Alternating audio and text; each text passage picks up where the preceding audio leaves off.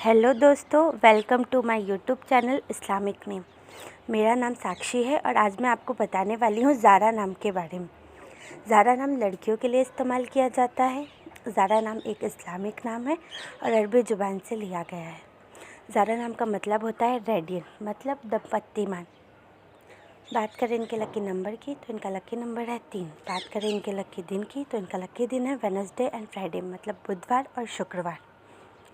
और बात करें इनके लकी कलर की तो इनका लकी कलर है ग्रीन एंड येलो, मतलब हरा और पीला।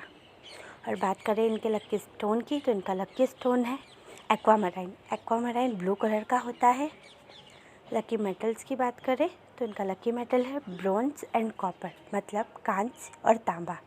अगर आपका नाम ज़ारा है तो कमेंट बॉक्स पर अपना नाम ज़रूर लिखें।